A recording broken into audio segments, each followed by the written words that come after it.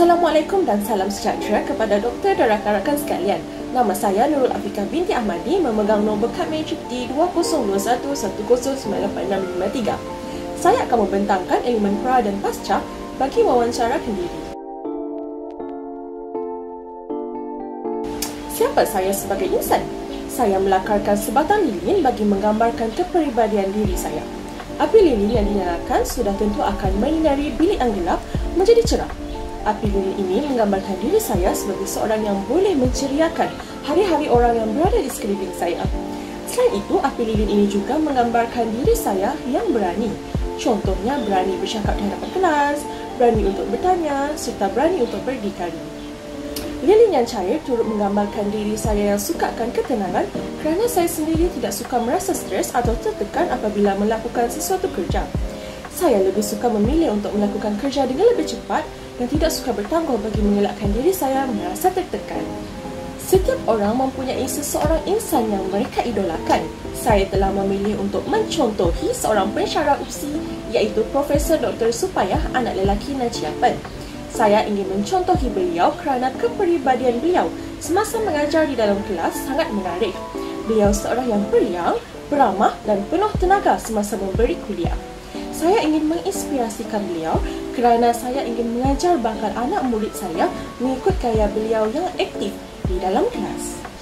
Sebagai seorang insan guru perantis, ciri-ciri kepribadian yang telah saya miliki sehingga melayakkan saya ke tahap ini ialah saya mempunyai ciri keberanian. Saya berani untuk mengajar dan bercakap di hadapan kelas.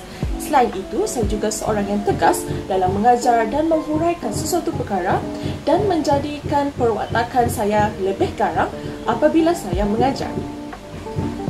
Saya juga merupakan seorang yang lantang apabila bercakap.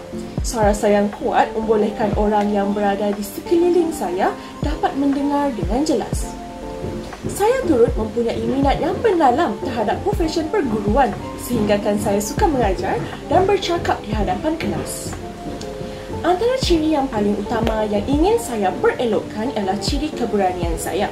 Walaupun saya nampak berani bercakap di hadapan kelas, saya berusaha keras untuk mengatasi ketakutan saya untuk bercakap di hadapan orang ramai.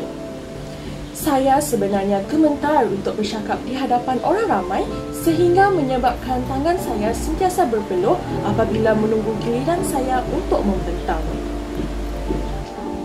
Oleh yang demikian, sebagai seorang insan guru perantis, saya haruslah mempersiapkan diri saya ke arah insan guru profesional dengan menimba seberapa banyak yang boleh ilmu pengajaran dan pembelajaran sepanjang tempoh pengajian saya di UPSI. Sebagai seorang guru yang ikhlas dan mempunyai minat yang mendalam, saya perlulah rajin meminta tunjuk ajar guru yang lebih berpengalaman, iaitu insan guru profesional yang cemerlang sepanjang perkhidmatan mereka.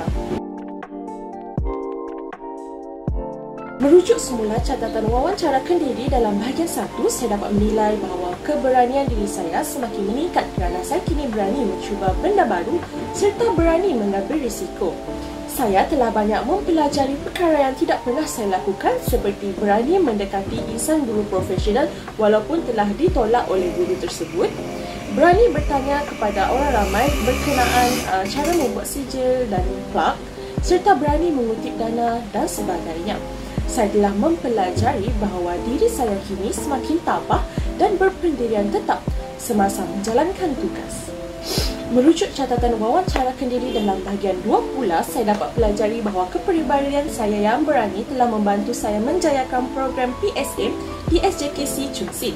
Saya berani bergerak secara aktif semasa ice breaking dengan membuat tarian Baby Shark, Ni Ento dan banyak lagi.